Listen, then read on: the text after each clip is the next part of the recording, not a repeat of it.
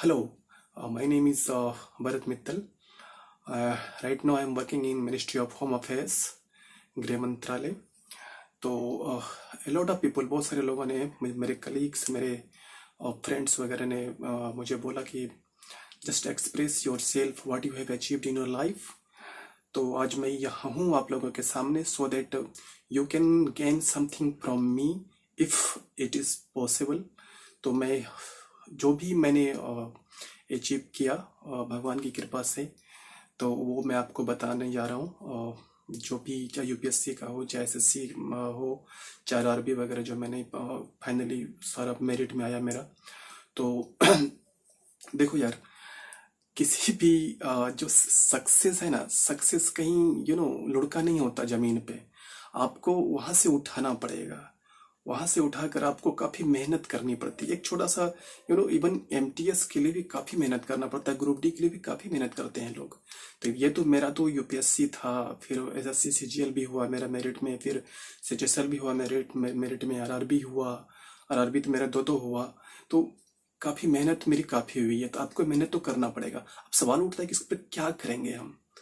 Normally बहुत सारे लोग कंफ्यूज्ड होते हैं कि यार कैसे पढ़ें, क्या नहीं पढ़ें, कितना पढ़ें, क्या स्ट्रेटजी होनी चाहिए तो मेरे मैं अगर सही बात करूँ ना, बिफोर मैं जब अपियर हो रहा था उसके पहले मेरे मन में भी काफी कुछ होता था कि यार टॉपर्स कैसे होते होंगे, या इतने सारे लोग, एक एक दो दो पाँच पाँच लोग कंपटीशन कैसे निकाल लेते हैं लोग। तो इस पर में भी मेरी अलग कंसेप्ट थी। तो अब लेकिन ऐसा कुछ नहीं, क्योंकि ऑलरेडी मैं निकाल चुका हूँ बहुत सारा। अभी मैं फिर सर्विस में भी हूँ, तो मुझे ऐसा कुछ नहीं लगता। लेकिन आप लोगों को, चूंकि जो भी लोग तैयारी कर रहे हैं, उनके लिए थोड़ा सा है, ये एक डायलेमा है इस सब चीज का। तो अगर जो चीज मैंने प्राप्त किया ना, वो मैं आपको बता रहा हूँ। मेरा अपना एक्सपीरियंस है। हालांकि सबका अपना अपना एक्सपीरियंस होता है। तो आपको मैं अपना एक्सपीरियंस बता रहा हूँ कि what I have achieved through what circumstances you will have to. So as far as my knowledge is concerned, I'm going to say everything about it. Okay.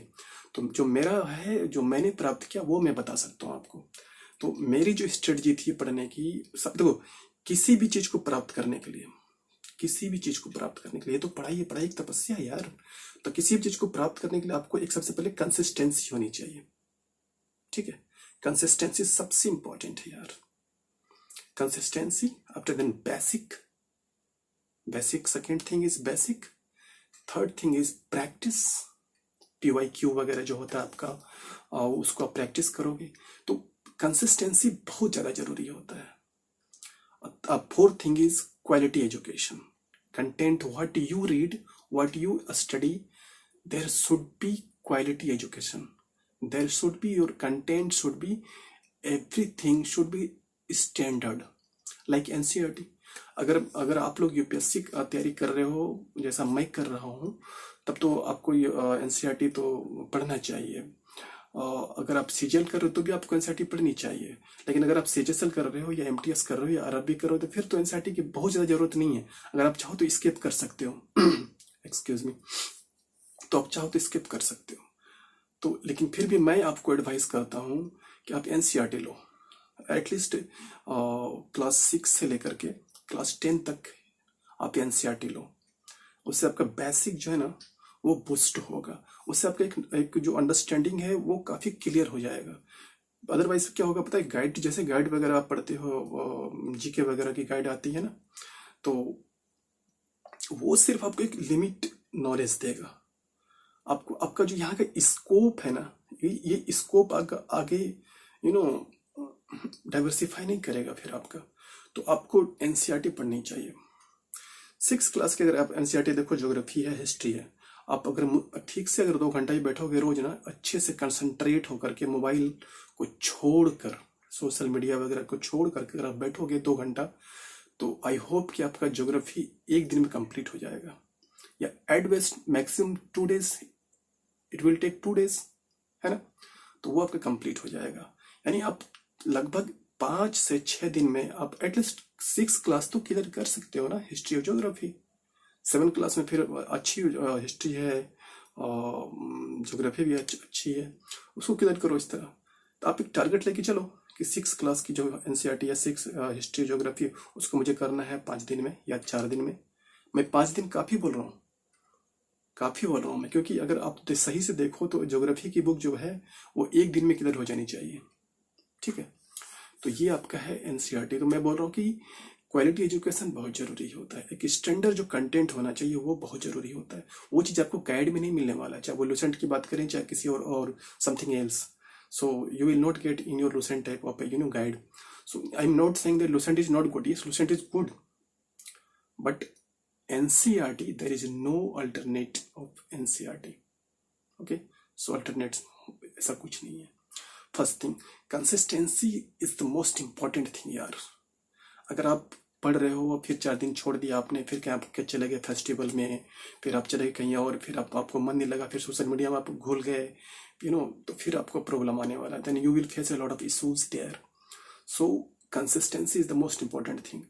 अगर आप मान लो 3 दिन के लिए भी कंप्लीटली पढ़ाई छोड़ दिया आपने, फिर आप आओगे फिर पढ़ाई करोगे, तो आपका जो बैक है उसको कवर करने में कम से कम 5 से 6 दिन लग जाएंगे। फिर आप पीछे छूटते जाओगे इस तरह। एक तो आपकी पढ़ाई में मन नहीं लगेगी। मान लो आप घर चले गए, आप मान लो अगर लॉज में रह रहे हो या किसी के हॉस्टल में रह रहे हो, घर चले गए आप 5 दिन के लिए, फिर वहां से आया फिर आपको मन नहीं लगेगा, यू नो तो इस तरह का जो हाइपोकॉन्ड्रिया टाइप का चीज होता है उसमें फिर आपको पढ़ाई करने में दिक्कत होती है, इशू हो जाते हैं। तो वहां पर आपको दिक्कत आने वाला है। तो भैया इससे काम नहीं चलने वाला है। ठीक है, एक चीज तो ये है, कंसिस्टेंसी सबसे इंपॉर्टेंट थिंग है। क्वालिटी एजुकेशन के लिए आप एनसीईआरटी ले सकते हो। फिर अगर आप एसएससी की तैयारी कर रहे हो तो फिर तो आप जो मैथ वगैरह है वो तो ऑलरेडी आई थिंक क्लास ले ही रहे होगे, तो वो आप प्रैक्टिस करो। हाँ, लेकिन एक चीज़ जो इम्पोर्टेंट थिंग है जो मैं आपको कहना चाहता हूँ, मैंने जो अपना एक्सपीरियंस गेन किया, हर एक चैप्टर जो अरिथमेटिक हो, चाहे क्वाड्रेटिक इक्वेशन हो, चाहे मीडियन मोड हो, परमुटेशन कॉम्बिनेशन हो, प्रोबेबिलिटी हो, हर एक चीज का शॉर्ट नहीं होता यार। आप लोग, मुझे पता है कि हर चीज में जो शॉर्ट खोजते हो कि सब कुछ में शॉर्ट मिल जाए, एकदम शॉर्ट फार्मूला मिल जाए, वहां फिर आपको प्रॉब्लम होने वाला है एग्जामिनेशन में। हर चीज का शॉर्ट मत खोजो। हाँ, शॉर्ट हो लेकिन बहुत ज्यादा शॉर्ट नहीं। जैसे नॉर्मली बहुत स्टूडेंट हर चीज में शॉर्ट खोजते हैं कि यार हर चीज में फार्मूला मिल जाए, बस पेन रखूं और बन जाए। उतना भी नहीं होने वाला आपके साथ। उसको अवॉइड करो प्लीज। एरिथमेटिक ठीक है, एरिथमेटिक में आपको शॉर्ट मिल जाएगा, मेंसुरेशंस वगैरह में भी शॉर्ट मिल जाएंगे, लेकिन जैसे क्वाड्रेटिक इक्वेशन है या हाइट एंड डिस्टेंस वगैरह में है, उस सब में ज़्यादा शॉर्ट मत खोजो वरना प्रॉब्लम होगा आपको। First thing. Next thing is that, अगर आप इंग्लिश तैयारी कर रहे हो, इंग्लिश इंग्लिश के लिए मुझे लगता है कि 6 महीना काफ़ी है।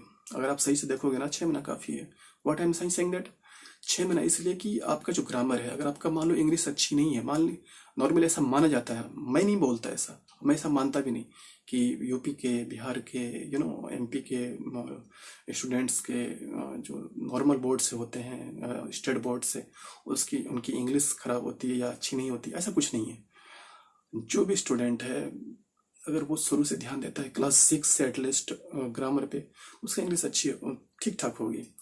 तो एक चीज़ तो ये है। दूसरी बात क्या है कि अगर आपको इंग्लिश करना है सिर्फ नॉर्मली, मैंने देखा है चैनल वगैरह पे क्या कि जिसको इंग्लिश करना है तो भैया वोकेबलरी में चले जाओ। अरे वोकेबलरी से कुछ नहीं होने वाला आपका।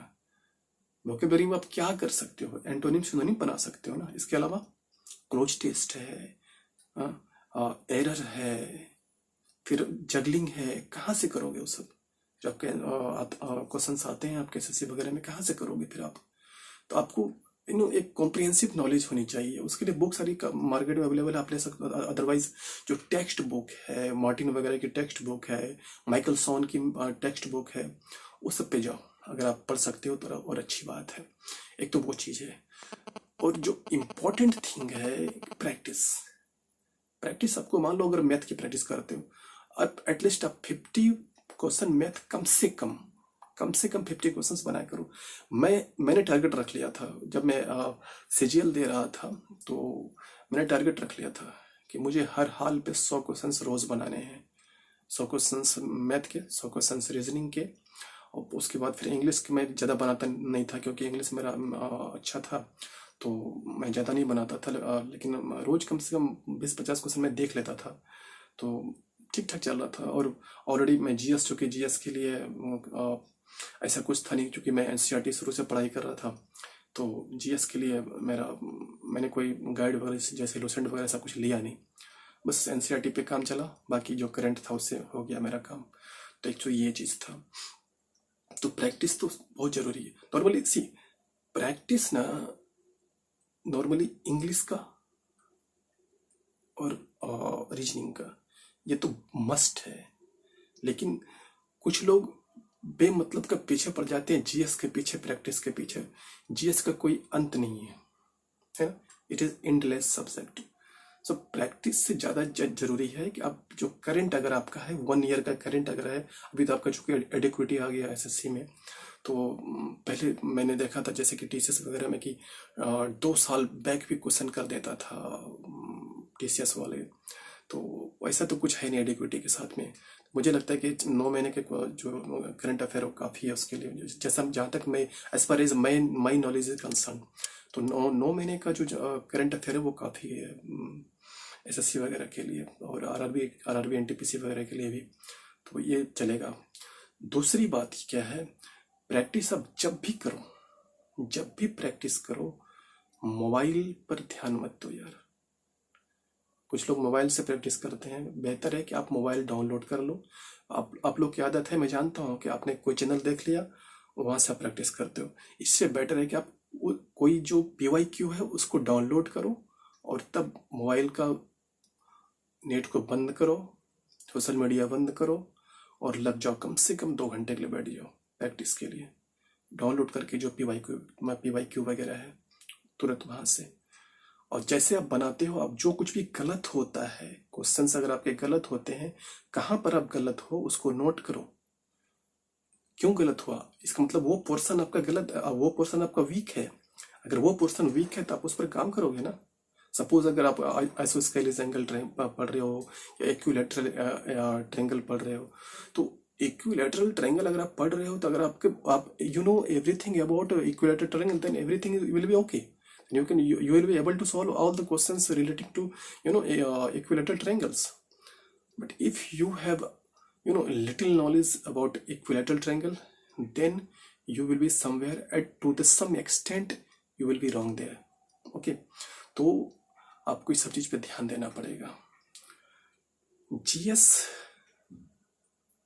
करंट पे ध्यान दो। अगर एनसीईआरटी पढ़ते हो तो अच्छी बात है, अगर एनसीईआरटी नहीं पढ़ते हो तो अगर कोई चैनल है जो बहुत अच्छा आपको स्टैटिक पोर्शन बता रहा है तो अच्छी बात है। मुझे नहीं लगता ऐसा, मैंने भी चैनल सारे बहुत सारे देखे, लेकिन मैं कभी कंप्लीटली रिलायबल नहीं हुआ किसी चैनल पे, यूट्यूब चैनल पे, खासकर जीएस के लिए, तो वो ठीक नहीं है। ठीक है, तो एक चीज़ ये है, और जो और इम्पोर्टेंट चीज़ क्या है कि आप लोग जैसे पढ़ते हो, किसी भी चीज़ को पढ़ते हो, आप उसको थिंकिंग क्या करो एटलीस्ट जीएस के बारे में। और हर एक 2 दिन 3 दिन पर आप जो मैथ के पोर्शंस वगैरह हैं, मैथ के कंसेप्ट वगैरह हैं, मैथ के फार्मूलाज हैं, वो सबको दिमाग में हमेशा घुमाते रहो। ऐसा नहीं कि मैं जब पढ़ने बैठा बस उसी वक्त मैंने सब कुछ देख लिया, नहीं, फिर वो दिक्कत होने वाला आपके साथ में। क्योंकि अगर आप मान लो खाना खा रहे हो, मान लो आप कहीं मार्केट जा रहे हो, somewhere you are going to the market, then just think about what you have read earlier, yesterday, in the morning, previous day, what you have studied. Just revolve in your mind. Then it will, it will in the recalibrated in your mind that yes, it will go to a stable mind. वो फिर जल्दी आपके mind से निकलने वाला नहीं है। Normally हम लोग क्या सुनते हैं कि यार मैंने तो 10 दिन पहले पढ़ा, आई फॉरगॉट एवरीथिंग, मैं सब कुछ भूल गया। नहीं यार, ये उसी स्टूडेंट के साथ होता है जो सिर्फ क्या करता है, पढ़ने बैठा, दोहरा लिया, उसको रिवीजन कर लिया, रिवीजन करके फिर तैयारी करने लगा, क्वेश्चन सॉल्व करने लगा। वैसे नहीं होने वाला है। आप पढ़ते हो उसको, सड़क पे चलते हुए भी फिर से आपके दिमाग में चलना चाहिए वो सारा चीज। क्यों हम इधर उधर ताकेंगे यार, उससे मेरा क्या भलाई होने वाला, कुछ भी नहीं। कहीं कुछ हो रहा है सॉरी एक्सक्यूज, तो हम ताकने लगते हैं, देखने लगते हैं, अपना टाइम बर्बाद करते हैं। क्यों टाइम बर्बाद करेंगे, सोशल मीडिया, फेसबुक, इंस्टा पर चले जाते हैं। अभी जब तक तुम कुछ भी अचीव नहीं करते हो, या सोशल मीडिया से दूर रहो तो बेहतर है आपके लिए। ठीक है, इस सब चीज से बेहतर है कि आप दूर, कम ज्यादा जहां तक संभव हो आप दूर रहो। या गेम, बहुत लोग गेम खेलते हैं, इवन जो लोग ग्रेजुएट हुए हैं, जो ग्रेजुएशन कर चुके हैं, उसको भी मैंने देखा है गेम गेम खेलते हुए। ये तो इट इज रिडिकुलस यार, ऐसे कैसे कर सकते हो आप लोग? बहुत प्रॉब्लम फिर होगा आपके साथ में इन फ्यूचर लाइफ। सो इस सब चीज पे ध्यान दो प्लीज, ठीक है।